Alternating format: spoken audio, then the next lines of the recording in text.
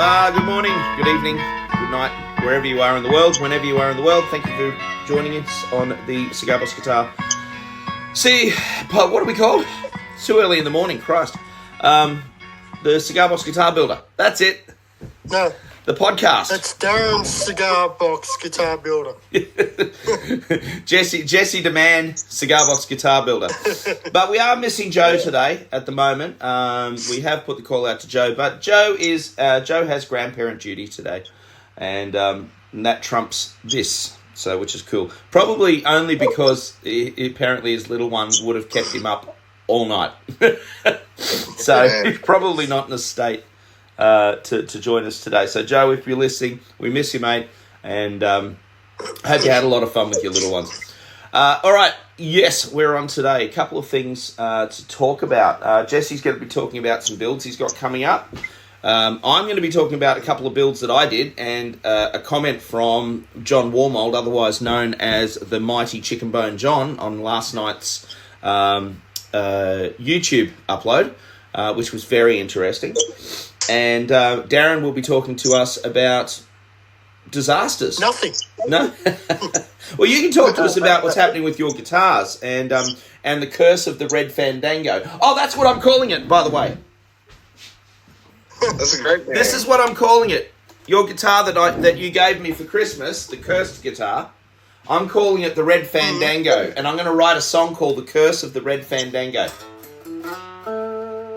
It's beautiful. I love it. I love it. I love it. I love that guitar. I always have. And it's just funny. The curse of the hunk of junk. It's a beauty. So anyway, I'm very, very happy. Anyway, so a couple of things that I would really love to have a talk about today. The first thing to talk about, and I think it was really based upon a discussion that we had, or a comment that I put up yesterday when we were chatting. So I'm just trying to get away from this link that keeps coming up. I'm trying to learn how to use a new video editing software so that I can actually do the podcast as a video format. I'm still trying to work on that, so I don't know what's going to happen with that. Where am I? Okay, so yes, what was the comments from yesterday? You're at home. I was making comments. I was talking about things. Yes, here. Sorry, I apologise. I'm loony. Oh, and Darren, you can talk to us about your new purchase, man. Why don't we start with that? Well, we'll talk about what we've been doing this week. It is a fine-looking guitar. Talk to us about it. What have you got? Talk to us about it. Describe it for the viewers, because remember, you and I can see what's happening here, but this is an audio format at this point in time. That's why I employed you. Well, it's a Telecaster style. What have you built it guitar. from? I built it from Oregon. I've built the neck's made out of teak. Hold it up, mate. I'll take a shot of it. Hold it up. There you go. I'll take a little shot of it for you. Get yourself in frame. Get yourself in frame. Move to the left. Go to the left. No, the other left. I am left. No, that's the right. There you go. All right, cool. So you got a white pickup. Yeah. Hold it up again. So what did you end up doing with the pickup? Because I know you were concerned about what to do with the pickup. So this, yeah, I've got it here. Yeah, so this is the mock-up, and this is an Ibanez pickup that I gave you, isn't it? That's the one, yeah. Yeah. And you're going to pop it closer to the bridge. Didn't like it when I put it on angle. No, I just think it messes with the symmetry. Yeah. I'd put it on an angle. See? But put it on the other way. Yeah, that like way. that. So it picks up the bass more. Yeah? Yeah. I'm not a fan of I don't know. I just like because you got straight lines, the frets, yeah, I know. And then the pickup straight line, the straight line of the bridge, and then you got the straight line of the back of the pick guard. And I just think it kind of flows. It just flows kind of nicely. That's my I'd definitely OCD. put it square. Yeah. I'd put it square. That's my OCD. Yeah. Yeah. Is it 4 string? I was going to put... No, 3. 3-string. This grandchild's younger. They can only use 3-string. Ah. Well, this is the oldest grandchild, Alex. Oh, okay. So that's for Alex. Who just started kindy. Yes. And he's learning a lot of new stuff. That's so good. That's awesome. That's so good. So Alex is going to a Christian school. Yeah. Yeah. And so And he's learning how... To play Black Sabbath. Well, it's funny because he's not saying Jesus. He's saying Jesus. Oh my God, like Kath and Kim. Statues of baby cheeses. Jesus. and he's going around singing, Jesus loves me. That's cute. That's very cute. That's very cute. So his parents busted him in the bath the other night, singing. So it was really funny. That's very cute. And you got a new motorbike, mate. You're finally mobile. Yes. Can-Am, 2019. So that's the Can-Am's the motor. 900cc. So the Can-Am's the motorbike with the 2 big front wheels and the back single wheel. Yeah. Yeah, so it's like a reverse trike so that old men don't fall over when they go around corners. or, you know, people decide to cut in front of you and you don't break and fall off. Oh, dear. So, Jesse, let's have a chat. What's been happening this week? Now, you've got a very interesting build about to come up. Oh, yeah. I just had a client leave. He drove 3 hours to come see me. So right there, that means a lot, you know. And he's a bass player. He wants a short scale bass, almost kind of like a U bass. It's going to be 23-inch scale length. Wow. But it's going to be 5 strings, and it's going to be a semi-hollow with laminated neck. It's going to be very high-end but very small bass guitar. I'm really excited. There's going to be lots of detail, there's going to be some epoxy work, lots of color. Ask me again in about 3 months. I don't know how it's going. Wow, man. 23-inch Well, actually, scale Jesse, length. I'd like to know about your little guitar. Oh, yeah. Your little diddly. Oh, yeah. The noisemaker. Yeah. The noisemaker? The noisemaker. Well, this can lead us on to my next to the topic for today, anyway. Yeah, because you wanted to talk about piezos. Yeah. Now, this little noisemaker, I was inspired by Ray Whitaker's kind of challenge. He posted a video with a little Altoids tin that had a spring reverb in it with a piezo. Yeah. And this is kind of what I came up with. It's got tremolo springs. One of them is hooked to a guitar string. Oh, my God. And it's got a piezo in it. And it's also got a single coil guitar pickup. And you can switch back and forth with this knob. Yeah. And then it's got a master volume and a master tone. Just take a shot of that. You put effects to it, or if you have a loop station, I mean, it's endless. Endless possibilities on the noises you can make.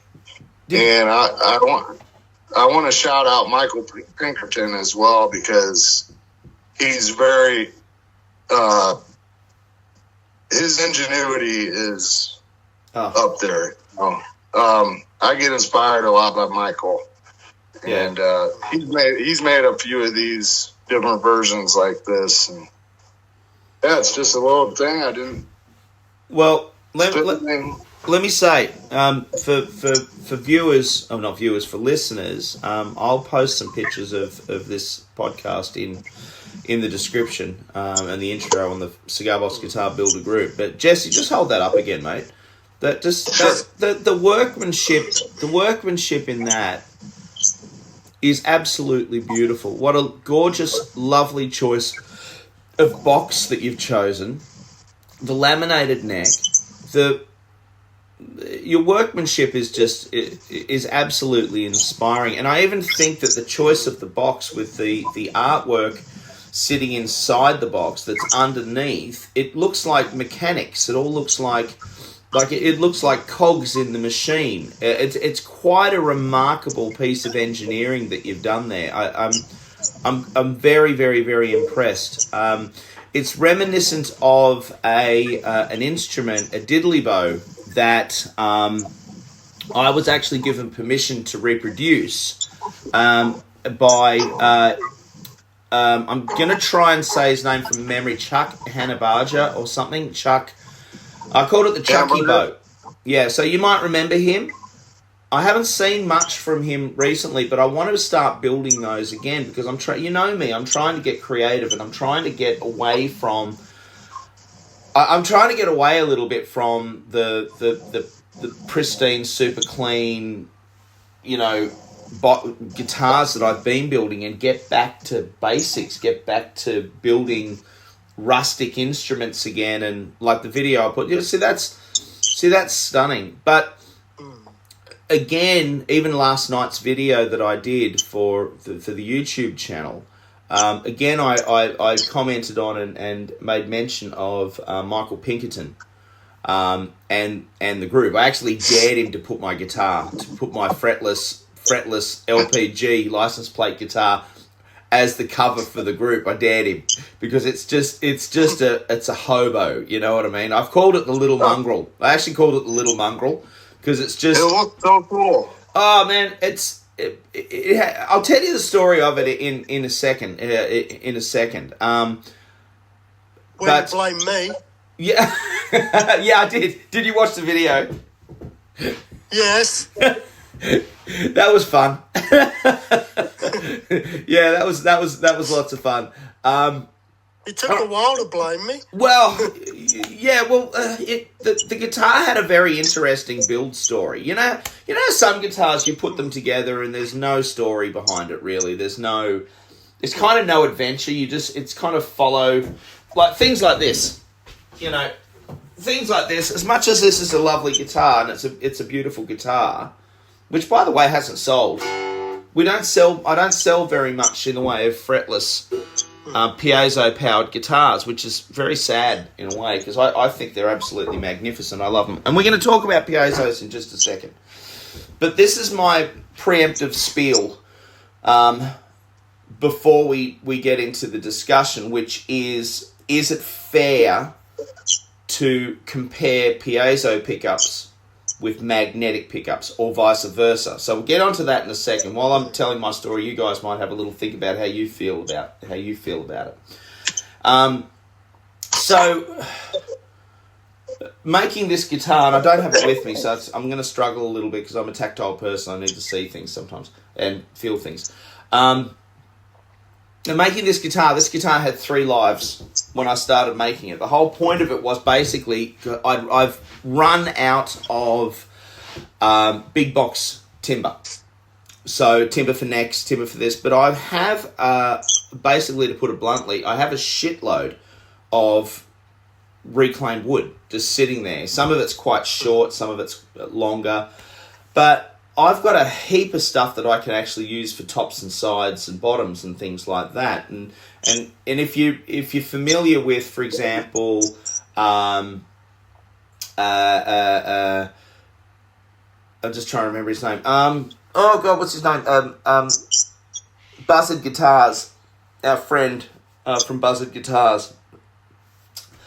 the way he builds, he uses a lot of reclaimed fine timbers. I don't like doing things super fine. I'm not a cabinet maker. I'm not going to do scarf joints. I'm a bit of a hack. You know what I mean? Like, when I put things together, I put things together with nails and screws and butt joint them and things like that. I don't do a lot of fancy finagling. You know what I mean? That's probably me because I'm a bit OCD and I'm a little bit, well, not OCD. I'm a little bit impatient maybe. But I really love the rustic look of things, which is why I'm really quite enamored with so many of our guests that we've had, who build in that very rustic style, kind of similar to what you do, Darren, a little bit. But you have your own technique of doing things. But I was very inspired I have no talent in building at all. Well, I was very inspired by the guitars that you build, and I wanted to use some of that timber, and I've got so much of it, and I've decided actually to use a heap of it and do a lot of guitars like that. So anyway, I built this license. Well, I tell you what, Adam. I tell you what.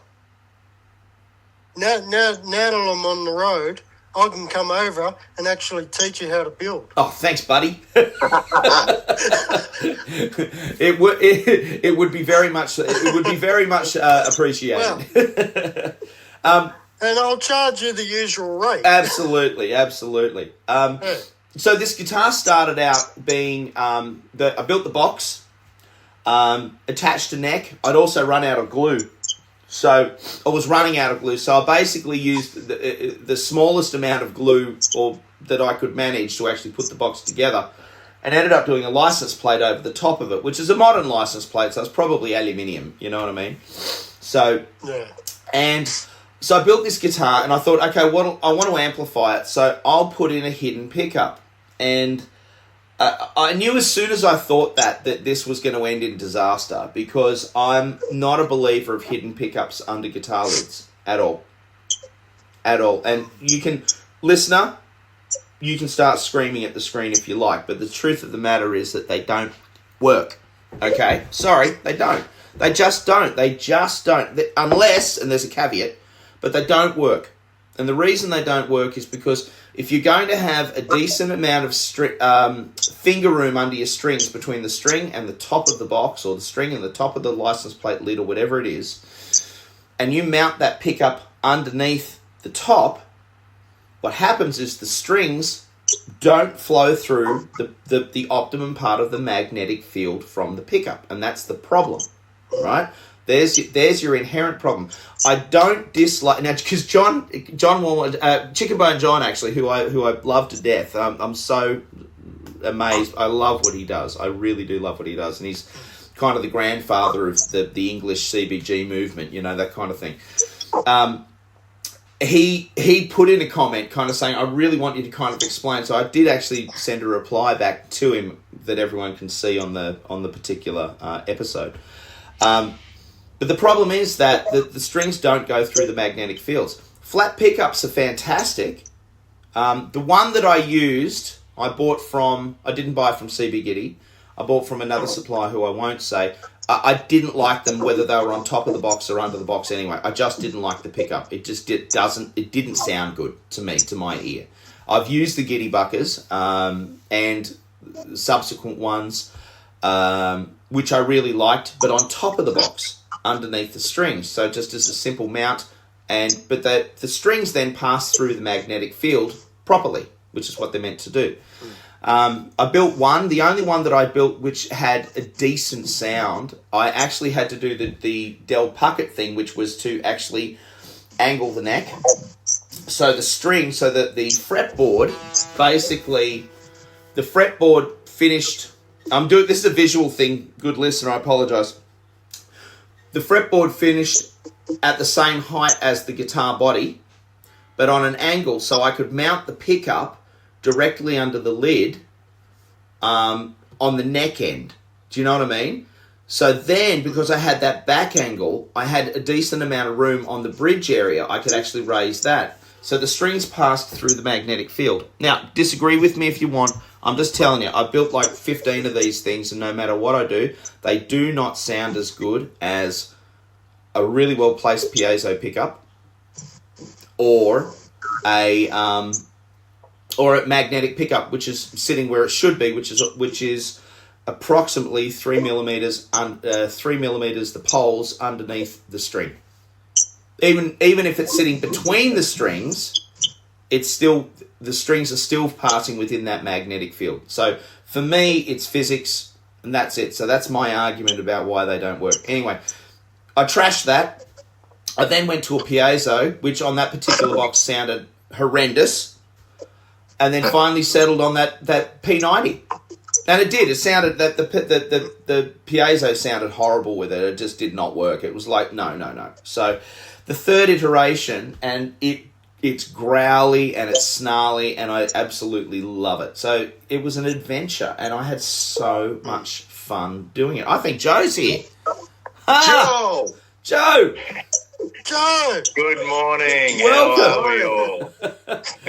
He's on over. Welcome, mate. Oh, it's getting up early Sundays, pretty hardcore, I tell you.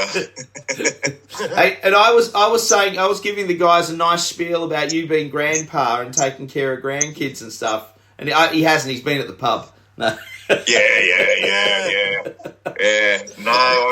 We had little Miss Peyton. My granddaughter. We had her here last night, and she is just a bundle of energy. Typical 4-year-old. Oh yeah, absolutely. And they don't want to go to bed because they want to spend time with you. Yeah, and both me and my wife we're like, got our eyeballs are hanging out of our heads right now. So how are we all? Good, mate. Good. That's good. Darren's Don't mind not, me joining Darren's the party never late. Beg your pardon? So Darren's not good, but he never is. Of course he is. He's good on the inside. Yeah. That's why I'm grumpy. He's like a pineapple, short, sharp and hard on the outside, but nice and bitter on the inside. I'm not sure about that. Yeah, I just made that up on the spot. Don't worry. Oh dear. I'm still half asleep. No, you're right. So you've come in on the tail end of my story of building this crazy little guitar that I put on video last night, the license plate guitar. So anyway, I got a message back from John Warmold, otherwise known as Chicken Bone John, one of my heroes. And first things first, I was just floored that he actually watched it. I was like, oh my God, I cannot believe he actually watched my video, which was like... Yeah, how cool is that? Yeah. I had my star moment, which was lovely. Nice. But if you haven't watched the video, that's cool, but I actually went on this big tirade about... lids and things. This big tirade about why I don't like... flat-mounted pickups underneath the lids of guitars because the strings don't pass through the magnetic field, and to me it sounds like crap. But he said, his comment to me was, I'm going to find it. I'm just sorry, it's a bit slow. Come on, here we go. Okay. Here's my guess as to why the ghosted pickup didn't sound good. And he makes some really, really good points here, of course. Although you don't describe what was wrong with the sound, so it's difficult to know what you mean by not sounding good. The action on the guitar is very high, and there's a big gap between the top of the box and the strings. That's because he was seeing the guitar with the P90 that I put in it. So I actually I put a much higher bridge in to accommodate the P90 that was sticking out the top of the license plate, because I cut a big rectangle in it. So he couldn't have seen that because it wouldn't have made sense.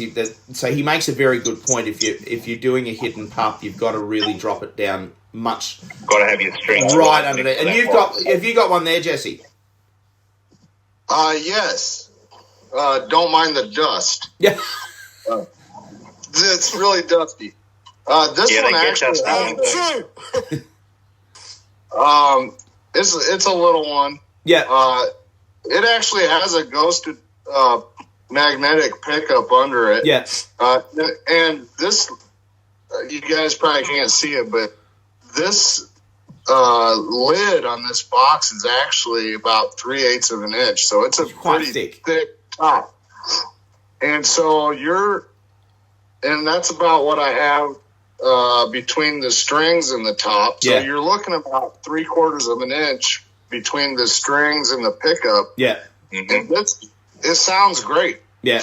Can I ask? What I have a hard time with ghosting pickups is license plate guitars. You put it underneath aluminum or steel, especially steel, and you're going to have a microphonic, nasty. Yeah. But every ghosted pickup I've used underneath wood sounds fantastic. Can I ask? That could be the key. Can I ask which pickup that is? Is that the Michael Breedlove's pickup?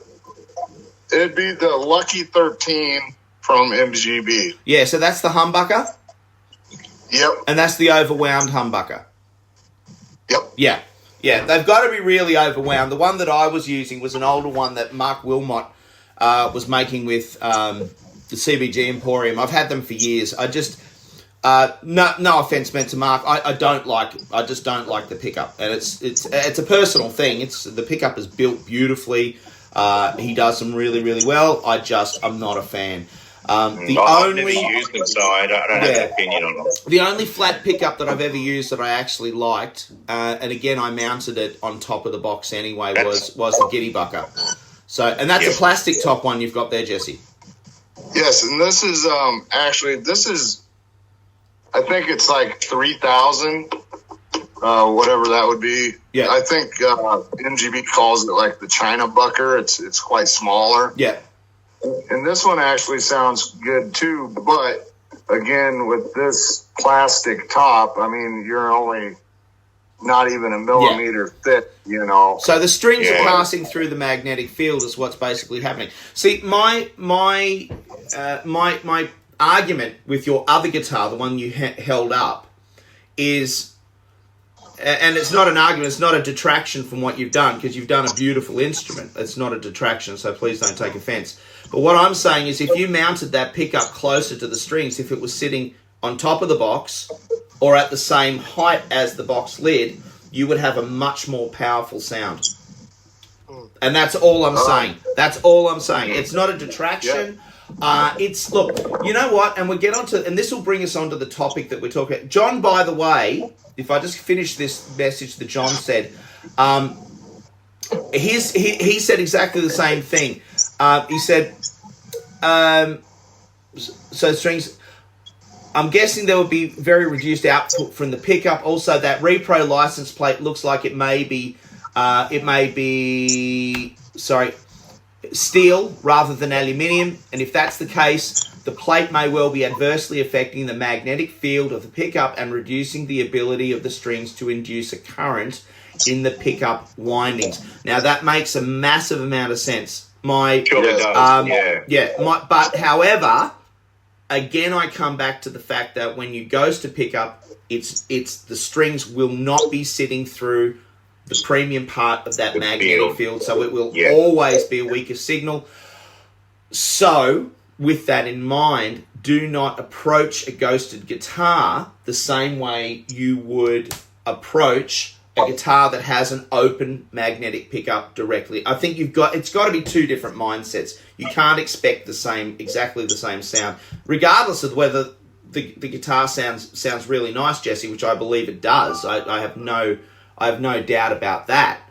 But my argument is that if the pickup was at the same height as the lid or a touch higher and sitting within that 3 to 4 millimeter zone of optimal level away from the magnet or within that magnetic field, it would sound stronger. And that's my argument. It definitely would sound stronger. It'd be just like raising a humbucker or lowering it. If it's too low, it's going to be out of the field. Yeah, too high, and it squashes the string. So you can actually get an adverse effect from having the strings too close to the pickup as well. It actually squashes the string vibration. It's like dampening. So you really need to find that optimal sweet spot. Yeah.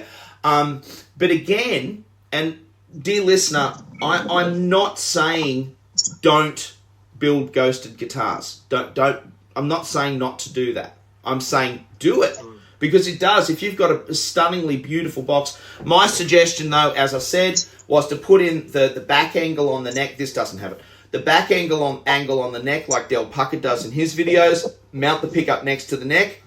That means that the strings will be passing through at the lowest level possible, and then you'll be able to have a higher bridge so your fingers aren't touching the top of it.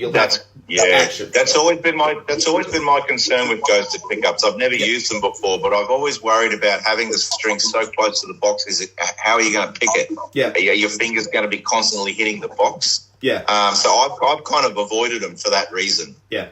Yeah, you've got to approach them like a piezo pickup. You have to, because it's going to be... I don't like them either. Yeah, okay, all right. Well, this brings us on to our topic for today. All right, so our topic for today is it fair to compare piezo pickups to magnetic pickups? Is it a fair comparison? If installed correctly, piezos can work. But I find them just to be too sensitive and a little bit too chaotic in the sound they produce. Okay. What are you playing? What do you mean? What music am I playing? What music are you playing? Well, I try all kinds of things through them. And having said this was earlier in my career. So I've been building guitars for almost 10 years, and I used piezos for my first 2 years. Yep. And after that, I haven't touched them. So I don't have any recent experience. But I would always try clean tones, a bit of dirty tones. I would run it through the pace, try it through all the different settings. And this one here, this is my very first cigar box guitar that I ever built. It has a piezo underneath it. Yep. And I love it. It actually was a very dirty, fun guitar, and this was my main guitar for about 5 years. Yeah. Very simple. Great.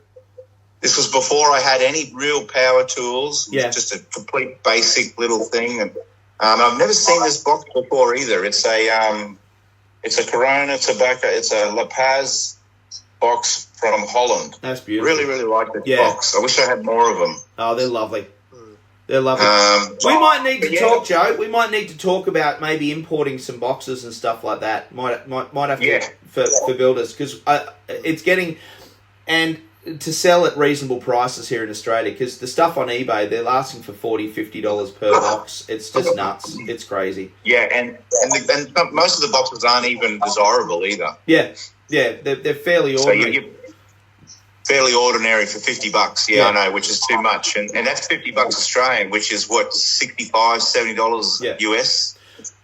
Yeah, well, that's exactly it. Now I'll tell you a story. Let's talk about that, because we were talking about the type of music that you're playing on a cigar box guitar. Now, quite a few years ago, I had some zebra wood, and I built a beautiful neck out of zebra wood.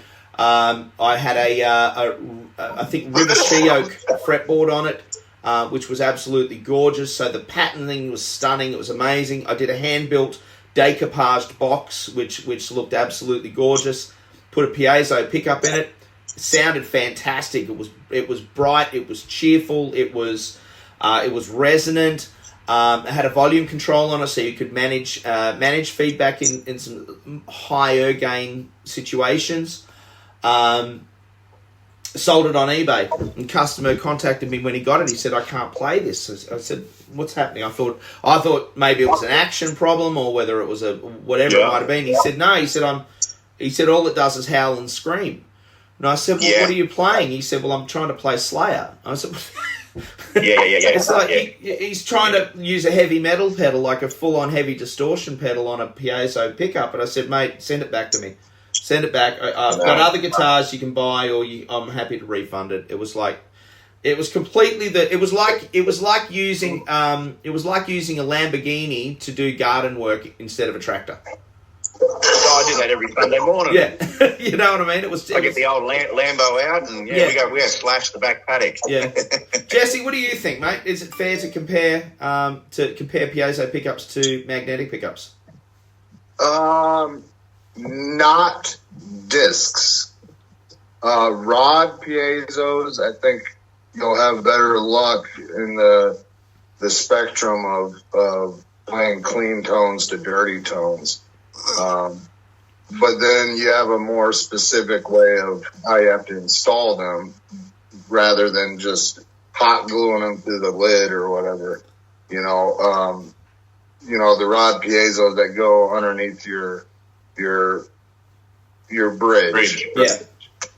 And to that matter too, adding that preamp with the I was going to mention the preamp.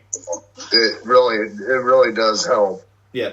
Or like some guys do, they'll have a separate box, or whatever contraption with a preamp in it that they'll run their guitar to that, and then the preamp to the amp. Yeah. I think you really need a preamp, hey?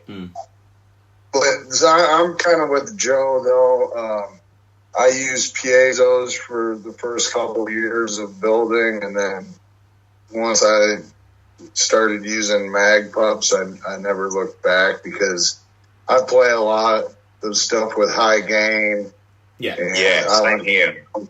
I like that real crunchy tone, and I don't want the feedback and the squealing, and that seems like I always get that every time I try to use a piezo. And they're very bright too. They have a very bright tone. And you always will. All right. Thank you Joe. Thank you for saying that.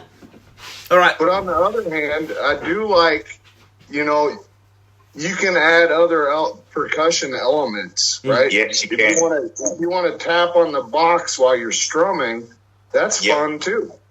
Yes, it is. Yeah. I see a lot of those guys, those acoustic guys that do that finger style with all that tapping, and they actually have piezos installed on certain parts of the guitar for the percussion. Yeah. Yep. Your best friend, okay, builders, your best friend for building a piezo-powered guitar is going to be a volume control, okay? Yeah, I have mine too. Yeah. I have volume and tone on my piezo as well. You have to have it. You don't actually need a tone control on a piezo-powered guitar. And the reason for that is that your volume control, okay, acts in that first short sweep before the volume kicks in, before the volume starts to lessen, in that short, sweet little area there. This is the one. Sorry, I'm giving everyone the finger. Sorry. This is the one that this actually attenuates the tone. This actually drops treble to earth. All right. So, and that's the thing. You don't actually have to put a tone control on a piezo powered guitar, but you must put a volume control on it, because depending on the type of amplifier that you use, some amplifiers can be very, very bright. Some amplifiers can be a little bit dull. Now, if they're dull, you want to have that volume all the way up. So you want to let all that percussion, all of that percussive high end, you may want that to come through. For example, on a pig nose, if you want to get that real dirty sound out of a 5-watt pig nose, great way to do it is just rock that volume all the way up, play. And the thing is, if you listen to this, if you use a piezo and you put that through an amplifier, you're going to hear this.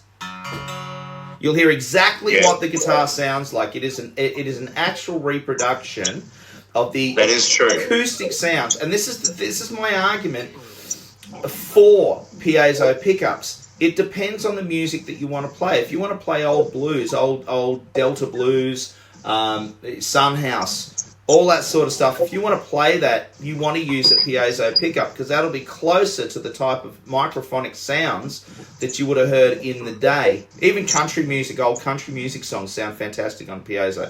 But this is your best friend. Your volume control on a piezo powered guitar is your best friend. Simply roll it back a little bit. It'll reduce the high end, sends the high treble, that trebly signal sends the treble to earth before it kicks in and starts lowering the volume. Right? So practice with that. It's the first quarter turn on your volume control, and it will act as a tone control. Do not ever, and I love Ben. Everyone knows how much I love Ben Gitty Baker. All right? And Ben's got a video up there which has had like 450 million views or whatever about putting a capacitor between the live and the earth on an output jack. Don't do that, because then you're stuck with a muddy tone forever. All right, this will do this. That little sweet spot. That's right. You've got your volume control. Will do exactly the same thing. Eric Clapton hates it. Eric Clapton hates losing his high end when he turns the volume down on the guitar. He wants to keep that high sound of his Stratocasters and pickups. So what he does, he actually does a trick where he puts a resistor and a capacitor between the legs on his volume pot, and that retains the treble. So it's a kind of a treble bleed thing. It stops the treble from bleeding out. Yeah, I have a capacitor on mine, I'm just noticing right now. Yeah, but your capacitor on the output jack? Or on your tone control? It's fine on your tone control. It'd be on the volume, I think. I don't know. I just woke up. Yeah. Now, if you've got a capacitor on it, it's probably on the tone control. And if you've got the tone control all the way up, it's doing nothing. Yeah, I'd say that's my tone control. Yeah, if it's on the tone control and your tone control's all the way up, the capacitor's not engaged. It's not doing anything. There you go. My cat's just found the paper bags from the shops and it's inside rummaging around. Sorry. What do you have on that one there you showed us, Adam? You got a disc or a rod on that one? Oh, that's a good bloody question, Joe. It's a disc. It's a disc. Yes, Look, I've used discs on most of mine from day dot. This one, I think I have dual disc on mine actually. Yeah, this one has a rod piezo. I have a dual disc on mine. Yeah, this one has a rod piezo, and it's very loud, and very very.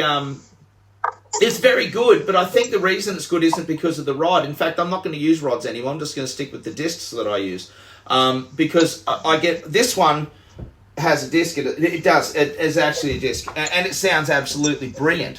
The reason this one's loud is because I did the Shane Spiel thing. I cut out a section here underneath, so it's quite loud in that way. Where the funny thing is, depending on the build, on this one, the lid is actually glued the whole way on the top of the box, and listen.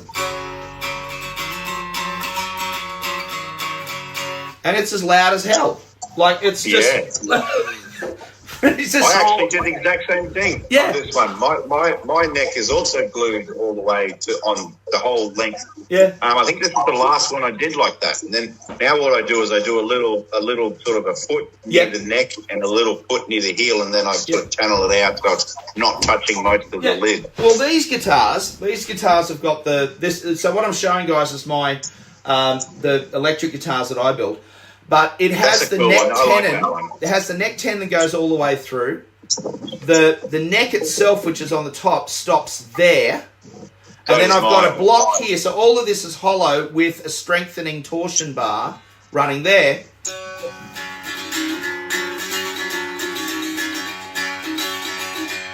Now this is a completely different shaped box, a handmade box to the other one, but it is slightly louder.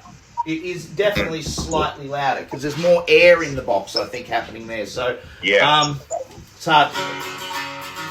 Oh, very minimal difference. Minimal difference. So I'd like to point out, and maybe I'm wrong, but just for listeners or if anybody wants to try out Piezo discs, I believe your 500K pots. Yep. You're going to have a better outcome using piezos with 500K 250.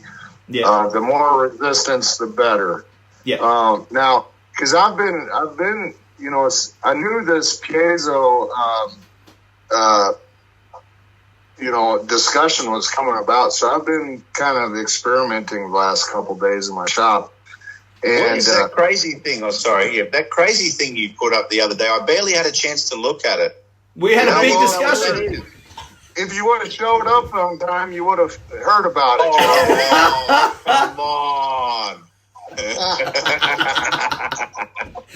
But no, once that... fair call. You'll have to listen to the episode, Joe. I'll have to listen to the episode, won't I? But I don't know how I came about, but I've got hundreds of 10K pots. Oh, yeah. Which I think are usually used in amps and effects pedals. Is that correct, Adam? Yeah, 10K every now and again. You'll find 10K usually for gain. Not often for volume. The 10Ks are not usually used for volume. They're not used for tone. It's mainly, I think, off the top of my head, really, if I'm thinking back at schematics that I see and use, it's usually for gain control. So I have got a little tiny piezo disc.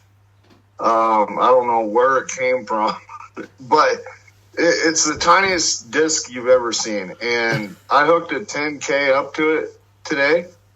Sounds amazing. Really? I just put it in a box with some masking tape, and I'm thinking about using it at a stomp box. Oh, wow. You know, Okay. Yeah. just so, you know. But yeah, Joe, here's this noisemaker. That thing is crazy. Yeah, It's I beautiful, think isn't I it? could make a better version, but it is pretty cool. So that's a string, Joe. That's the string is actually attached That's to a that tremo long string. string. Oh, that's a tremo spring there. Yeah. With a string on it. That's Yeah, incredible. Okay. Very creative, Jesse. thank you. It's You know quite what I beautiful. love about that? What's that? I love that it's got a handle. Yes. Nobody's talking about the handle. Yeah. Like, if every guitar had a handle, the world would be a better place. Hold on. That's right. We'd all be handling our guitars a little better, wouldn't we? That's right. You know, I just figured if I put a strap on it, it'd look more like a purse. So, Looks like a toolbox with a handle on it, doesn't it? that's right. Or a lunchbox. Alex Lechner sent me this box. I thought it was pretty cool. I've had it for a while, but Oh, you got a handle? Oh, he's Yeah. showing off now. Yeah, he's showing off. that's the shredder. Adam's holding up a Ibanez, Ibanez. Gem. RG. No, it's a Is that gem, my orange? friend. Oh, that's Steve Vai, isn't Yeah. it? Steve Vai. And the monkey grip. Wow. You ever seen those foam things that you can put inside there? No, I haven't. So Chibson sells them. Oh, Chibson. Yeah. bloody brilliant.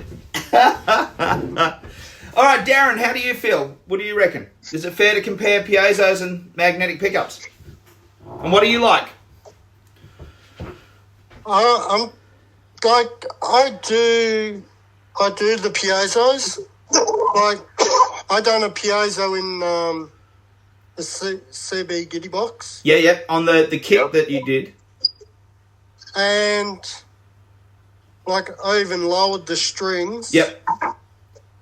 And I still have trouble trying to play it. Yeah. Why is that? How many sounds do you get? Like when I play, like I'm going like this a lot, you know, plucking the strings, and like I sort of lose the feel for that. You mean you hear the impact of your fingers? How do I explain it? Well, this is a stick on top of box kit that you've got. Yeah. Is it more the case that you're not used to playing that because the action for you will be much higher? It'll be a lot more different than playing a guitar that has the neck inside the box. So is it a feel thing or is it a sound thing? I think it's sort of a bit of both. Yeah. Yeah. And where did you put can you open it up? Can you open it up? Where did you actually put the piezo? Let me see. Oh, that clasp is a bit tough, isn't it? Yeah, it was.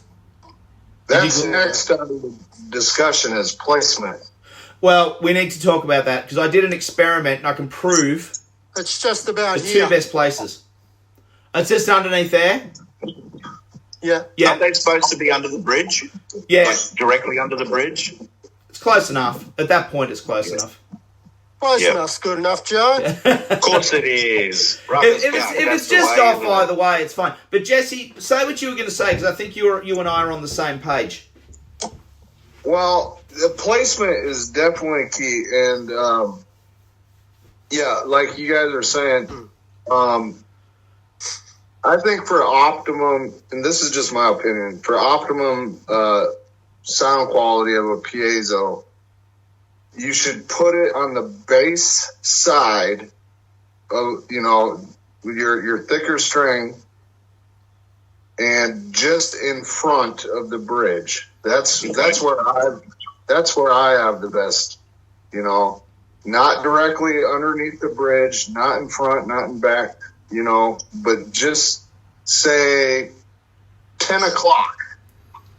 You're really bringing it down to frequencies, aren't you? That's that frequency response. Yeah. I guess that. I get that. Totally get that. I did an experiment a while back, a good few years back. If you go back to the Birdwood Guitars YouTube channel, I actually did an experiment where I installed 4 output jacks, 4 volume controls, and 4 piezos in one cigar box guitar. Oh, that's cool. So, and the whole idea was to go from one. I probably could have done without the volume controls when I think about it now, because I just went directly into.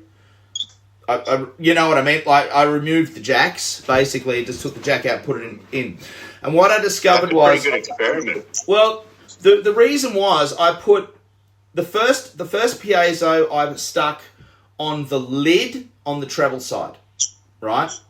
The second jack, I put the piezo on the lid on the bass side.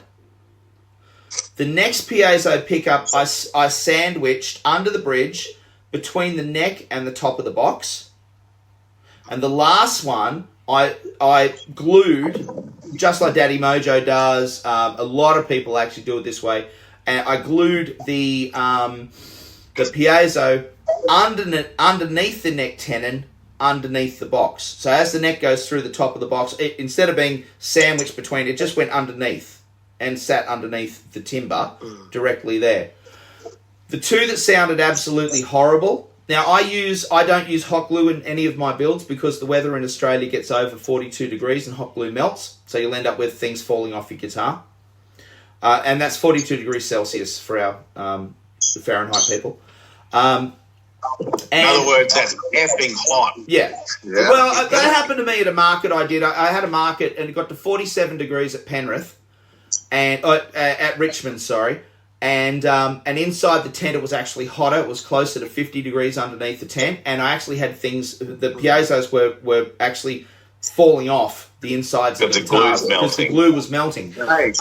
So what I use now is I simply use super glue. I use super glue and insulated tape, like a gaffer tape, basically, over the top just to keep it stuck on. I don't use... I let the piezo soak up as much energy as I possibly can. So when you put it on the lids, the vibration comes through the bridge, because that's what you're picking up. The piezo's picking up vibration, nothing else. There's no magnetic field, nothing. All right, so the vibration comes through from the string or the body. Even if you whack the body, the vibration comes through the bridge, through the neck.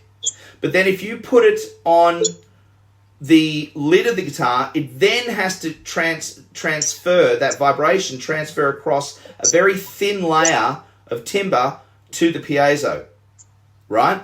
And the problem with that is you end up with a very thin, very shrill sound, and it comes down. It's not magic. It's physics. It's physics. It's what's happening to that vibration as it transfers through.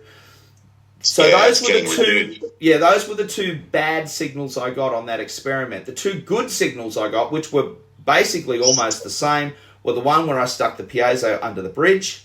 It sounded a touch more squashed because it didn't have any air around it. It was squashed between. Didn't really matter. Still sounded good. My favourite one was the one where I actually put the piezo directly under the neck tenon, directly under the bridge. Or just, it might have been slightly a millimetre here or there, but it worked, and it works perfectly. So people, and unfortunately, because people put piezo pickups on the lids of the boxes, this is my belief, it creates a thought in their mind, because then people try it and it sounds horrible. You think about it. Acoustic guitar builders, where do they put the piezo? In the bridge. They put either it's discs Some companies are still using really good quality piezo discs. They put them underneath the bridge around the bridge plate, directly under that bridge area. No, not over near the sound hole. It's over near the bridge area. Or they'll put it vibration. Yeah, or it'll be a rod or a ribbon piezo directly under the string saddle.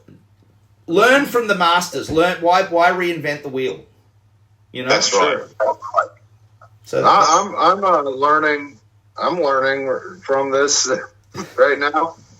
And actually, you know, as you said, you know, your favorite was underneath your neck tenon. Yep. That's basically in this thing. That's basically it's underneath this. And how responsive was that? It was fantastic. And it is. You get response from the entire instrument, and it's clear under there where it can breathe. Right? It can breathe. I'm just amazed at the build quality on that, Jesse. It's stunning. Thank you. And the what's the word I'm looking for? The craftsmanship, but also the way you've put it together. I'm at a loss for words. The mechanics and you of did it. Really quickly too. Like you only built that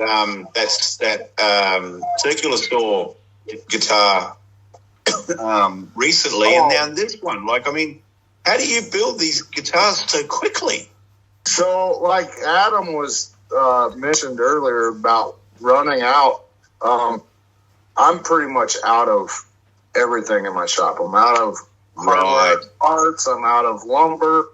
So right now, my next couple builds, actually, I'm making necks out of handrails and broomsticks. And, you know, us creatives, we have to keep creating. Yeah. It doesn't matter if we have money to spend or not.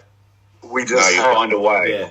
We find a way. Well, see, post-Christmas as well. Post-Christmas is always like the doldrums. I always call it the post-Christmas doldrums because, especially here in Australia, like I get a handful of sales here and there, and I don't invest house money in cigar box guitar building. It has to pay for itself. So I'm now at a point where I'm out of glue. I've run out of wood glue. the guitar that I was talking about before, the license plate one, it's mostly held together with screws. Basically, there's very little glue in it at all. My bandsaw broke. I've had to bodge some parts from another bandsaw, and I managed to fix it, Darren. I actually managed to fix it, but it's on its way out for sure. All my scissors have broken. It's just, I'm really down to the dregs. Until I get a couple of sales come through again, then I'll be able to invest money back into it. But right now, I'm doing what Jesse's doing, which is making stuff out of the stuff I've got. And you know what? I'm so happy I can't even tell you. It's so much fun. So this saw blade guitar, you know, I'm calling it the copper. So since we're on the subject of piezos, I haven't used a piezo for years until this. And if you guys are familiar with Steve Grieve, he floats around. He supports a lot of builders. He's kind of I know the name. He sent me a bunch of just random stuff a few days ago, and in the box was a little black plastic encased piezo. I've never seen anything like it. And I put the piezo in the arbor hole. Oh wow! And it sounds pretty good underneath there. And so, you know, it's got a 3-way switch, so you can switch from the piezo to the single coil. Oh my gosh! And I absolutely love this guitar. You know, this was a experiment with the aluminum fretboard and their Allen wrenches, because we all have an abundance of Allen wrenches. So, I seen that you did that. That's very, very creative, using Allen wrenches. I haven't heard of that one before. Oh my gosh! How did you find leveling them? Was it easy to get them all level? Yeah, actually it was. But Yeah, okay. here's the thing. I didn't have enough of the same size Allen wrenches to fill the fretboard. So Okay. 1 through 9 are the wrenches we use to tighten the knobs. Yeah. 10 through 22 are the ones for the bridge saddles. Yeah. That's So awesome. I had to level half at a time. Yeah, but you've got that Yeah. natural drop off though, and the high end, which is great. So it reduces string buzz. Yes, easy peasy, man. Easy nice. peasy. Yeah, that's awesome. And I just used 5-minute epoxy. You know, I glued them down first, Yeah. and then I encased the entire fretboard with 5-minute epoxy. You are Yeah. a very clever man, Jesse. Yeah. Yeah, you are. Very, Oh. very. It's a pretty looking thing. I really beautiful. like that guitar. Yeah, and Are you going to sell it or are you going to keep it? That's a keeper. hey, everything's for sale. Put a dollar figure on it, Jess. Put a dollar figure on it. I would sell that for $400. Yeah. That's 400 about US. That's about 620 Australian. Yeah. That's stunning. That's good value That's fair. for the amount of work that went into that. That is beautiful. Yeah, it's very, very unique. So, you know, Yeah. you're not even really charging for its unique quality. Mm. You're basically So just charging for your build time. Yeah. Yeah, the neck. Very fair. It was a piece of handrail that was left in this house. It was red. It was painted red. Yeah. So now it's thick, you know, because I don't have the true 1/4-inch fretboard on it. Oh, I see the join there where your finger is. Yeah. Oh, yeah. The tongue and groove join on the timber. That'd be strong as hell. So it's actually 1.25 inches by 1.25 inches. Wow. But I did have to put a volute there because I was scared that was going to break. Oh, I see what you're talking Yeah. about. Yeah, that's clever. And wood glue, or did you use an epoxy on that? Wood glue. Yeah. And is it a lacquer finish? Yes. Yeah. Yeah, polyurethane. I'm hating it. I'm hating the last few guitars I've built using polyurethane because of the weather here, Joe and Darren. Yeah. Because it's been so humid, that it doesn't dry and it marks. And I I fully agree. Yeah, it's very. You have to have the right temperature for polyurethane. Sorry. For sure. piss off. Go, get out. Can I ask you a question, Jesse? Sorry, my cats were fighting. How's the playing on the saw blade guitar? Good. You want to hear it? Yeah. Yeah, I've seen the videos on it. It sounds just like a guitar should sound. Yeah, Because I made my own. yeah, I love that. Oh yeah. It's Right. very Pretty. inspired by what's his name? Junksville. Junksville. Junksville. Yeah, Yeah, now I see it. Yeah, It's a beast. Doesn't he build some nice And, guitars? That guy, eh? When I first built it, it sounded clear, but over time, it has this vibration now as I play with it. Wow. and you adjust your I don't know. playing to suit that. Yeah. I don't know if you can hear that. Nah. Silent. It's all right. It's because you got your microphone. Silent night. He looks like he's from Top Gun with his headset on. He does, doesn't Yeah. he? Yeah. You can be my wingman. You know, my son though, he came back, you know, because I have split custody, and I said, "Hey, do you like my new guitar?" And he wasn't impressed. He said, "You've already made guitars with saw blades in, Dad." Really? Yeah, Hey, let's have At a least listen, he's paying Jess. attention, isn't he? yeah. You'll have to play us out, Jesse. I think we've hit our time, guys. So just quickly, with thanks to C.B.Gitty for sponsoring our show, please don't hesitate to use the link in the description, the episode description, to get 10% off the cost of your order from cbgitty.com for your first 3 orders. thank you for supporting our show. Best way you can actually support the show is just by telling your friends. It would be wonderful if you can let your friends know that the show actually exists, especially within the group. Thank you, Joe. Thank you, Darren. Thank you, Jesse, for joining me today on the podcast. My pleasure. I think we've really opened up a big can of worms. There's a big can of whoop ass, and we've maybe discussed some taboos. We've kind of maybe bent a couple of stretched the friendship with some people with some of the things that we've said, but it's all in the spirit of education and sharing ideas. I think we lost half our people. Yeah.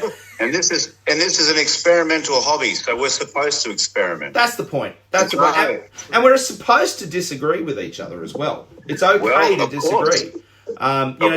Just doing it respectfully. Because what do we say, Darren? Don't bite your friends. Don't bite. Someone quoted you. Yeah, I know. I've seen that. I've seen that the other day. Yeah. Someone quoted you. I did actually see that. Don't bite. That made my day. He was famous. Yeah. 15 seconds of fame. for about 5 seconds. Yeah. Hey, 5 seconds is 5 seconds, Darren. Take it. Yeah. Someone's using it. That's a nice thing to say. I'm actually using it in my classroom, but they're all 6 and 7 years old. So when you say don't bite your friends, you're actually saying don't bite your friends. So legitimately. Play us out, Jesse. Let's have a listen. Grumpy T-shirt made up. Yep. With Grumpy on the front and don't bite your friends on the back. That's the way. Yep.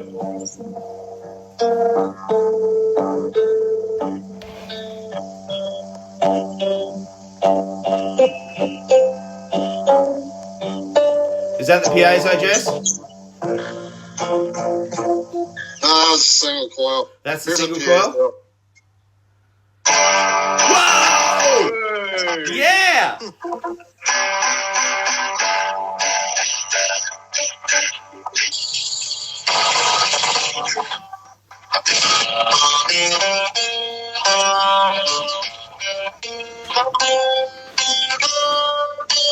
That's a Piezo.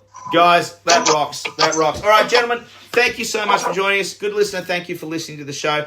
We will see you next week. I don't know what we're doing next week. I haven't organised any listens, but any interviews. However, I'm considering maybe chatting to some new people within the group about. That's a good idea. About how things are going, starting off for them. People who might be under the 10 guitar limit at the moment, and seeing. That's a great idea. Yeah, and it just kind of get together and see how they're feeling about it, and worries that they might have, concerns they might have, and go from there. What do you reckon, guys? I'll see what we can do.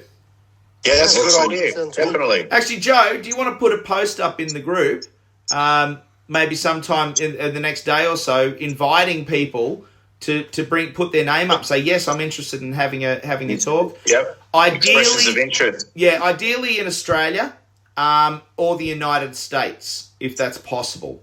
Why is that? Because of time differences for the interview. So it gives us all the chance to because Jesse's here as well, we're here in Australia. Yep. If it's someone in the UK, it's going to be an absolute mess.